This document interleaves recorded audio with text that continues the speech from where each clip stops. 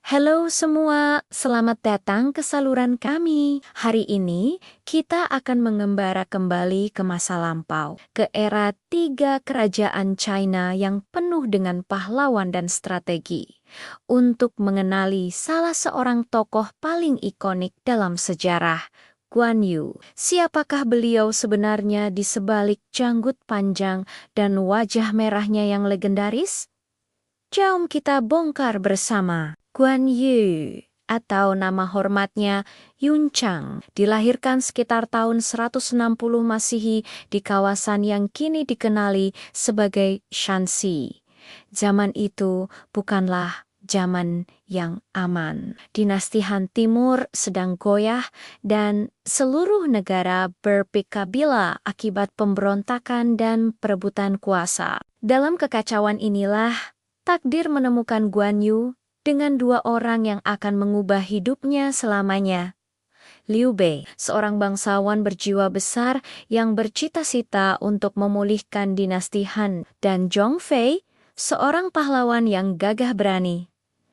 Pertemuan mereka bukan sekadar pertemuan biasa. Di sebuah taman persik yang sedang mekar, mereka bertiga mengangkat sumpah untuk menjadi saudara angkat, berikrar untuk hidup dan mati bersama demi satu matlamat. Peristiwa yang dikenali sebagai Sumpah Setia di Taman Persik ini menjadi lambang persaudaraan dan kesetiaan yang paling agung dalam budaya Cina. Walaupun ia lebih terkenal melalui novel kisah tiga kerajaan berbanding catatan sejarah rasmi, ikrar inilah yang menjadi tunjang kepada setiap tindakan Guan Yu sepanjang hidupnya. Sebagai seorang pahlawan, kehebatan Guan Yu di medan perang tidak dapat disangkal. Senjata ikoniknya, sebilah tombak besar yang dipanggil golok naga hijau bulan sabit, menjadi mimpi ngeri bagi musuh-musuhnya. Salah satu kisah keberaniannya yang paling terkenal adalah ketika beliau berkhidmat sementara di bawah Cao Cao, seorang hulu balang yang hebat dan pesaing utama Liu Bei. Walaupun terpaksa berpisah dengan saudara angkatnya, Guan Yu tetap menunjukkan kesetiaannya. Dalam pertempuran Boma, Guan Yu seorang diri merempuh barisan tentara musuh yang diketuai oleh jenderal terkenal Yan Liang. Dengan sekali libasan, beliau berjaya menewaskan Yan Liang dan membawa pulang kepalanya, memberikan kemenangan besar kepada Cao Cao. Cao Cao sangat kagum dengan kehebatan Guan Yu dan Kuba, memikatnya dengan pelbagai anugerah, pangkat, dan kekayaan. Namun, hati Guan Yu tetap teguh pada sumpahnya. Beliau berkata, "Saya tahu Tuan Cao Cao melayan saya dengan baik, tetapi saya telah menerima kebaikan daripada Tuan Liu Bei, dan kami telah bersumpah untuk mati bersama. Saya tidak boleh meninggalkannya."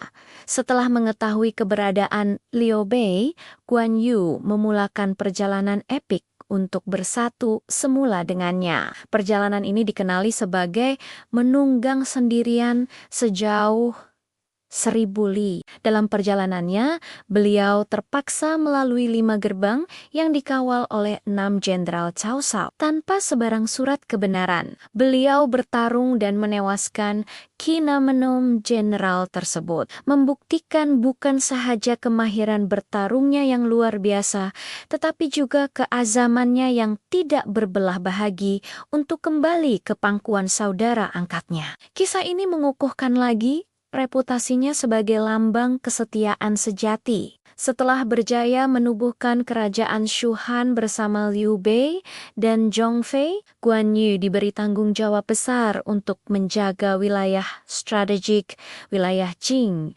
selama bertahun-tahun. Beliau berjaya mempertahankan wilayah penting ini daripada serangan musuh-musuhnya. Itu kerajaan Wei di utara dan kerajaan Wu di timur. Beliau seorang pentadbir yang tegas, walaupun kadang-kadang sikapnya yang angkuh dan kurang berdiplomasi menimbulkan masalah.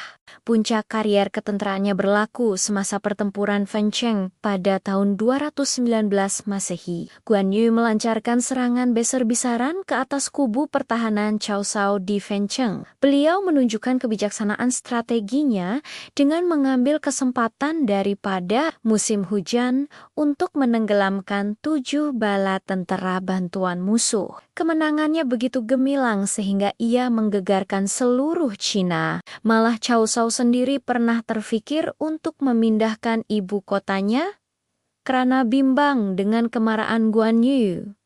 Pada saat ini, Guan Yu berada di kemuncak kuasanya. Namun, seperti kata pepatah, roda kehidupan sentiasa berputar. Ketika Guan Yu sedang menumpukan perhatian di Fancheng, sekutunya Sun Quan dari kerajaan Wu telah mengkhianatinya. Sun Quan yang marah karena Guan Yu menolak pinangan perkawinan antara anak mereka, telah berpakat secara rahasia dengan Cao Cao. Jenderal Sun Quan, Lu Meng, melancarkan serangan hendap ke atas wilayah Jing yang kurang pertahanan. Satu demi satu kubu pertahanan Guan Yu jatuh ke tangan musuh. Terkepung dan terputus hubungan dengan pangkalan utamanya, Guan Yu dan Sokibaki tenteranya terperangkap di Maichong. Dalam keadaan terdesak, beliau coba melarikan diri tetapi akhirnya ditangkap dalam satu serbuan hendak. Walaupun ditangkap, Guan Yu enggan menyerah, kalah kepada Sun Quan. Mengingati sumpahnya untuk hidup dan mati, bersama Liu Bei, beliau dan anaknya Guan Ping menerima nasib mereka dan akhirnya dihukum mati pada tahun 220 Masehi. Kejatuhan Guan Yu bukan sahaja satu kehilangan pribadi yang tragis, tetapi juga satu tamparan hebat kepada kerajaan Shuhan. Kehilangan wilayah Jing yang strategik menjadi titik tolak yang melemahkan Shu dan akhirnya menyumbang kepada kejatuhannya. Liu Bei yang sangat berduka cita dan marah atas kematian saudara angkatnya, melancarkan kampen ketenteraan besar-besaran untuk membalas dendam terhadap kerajaan tetapi kampen itu berakhir dengan kegagalan yang memilukan. Walaupun kehidupan Guan Yu berakhir dengan tragedi, legasinya jauh dari tamat. Seiring berjalannya waktu, figura Guan Yu mula diangkat ke status yang lebih tinggi. Beliau tidak lagi dilihat hanya sebagai seorang pahlawan, tetapi sebagai dewa. Beliau dipuja sebagai dewa perang dan juga dewa kekayaan, pelindung keadilan, persaudaraan, dan kesetiaan. Kuil-kuil untuk menghormatinya dibina di seluruh Cina dan Asia Timur.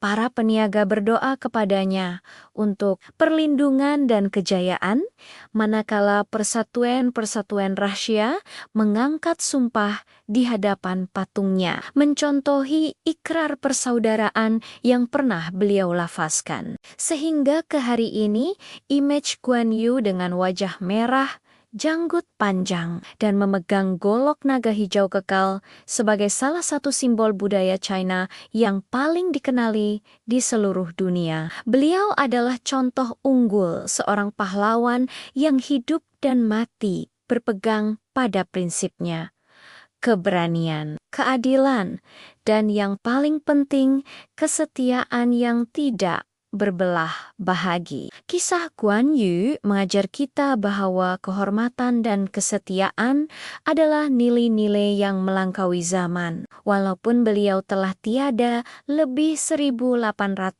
tahun yang lalu, semangatnya terus hidup, memberi inspirasi kepada generasi demi generasi. Terima kasih karena menonton video kali ini. Semoga perkongsian tentang Guan Yu ini memberi Anda gambaran yang lebih mendalam tentang salah seorang pahlawan teragung dalam sejarah. Jika Anda suka kandungan seperti ini, jangan lupa untuk tekan butang suka kongsi video ini. Dan yang paling penting, langgan saluran kami untuk lebih banyak kisah menarik dari seluruh dunia. Tinggalkan komen Anda di bawah.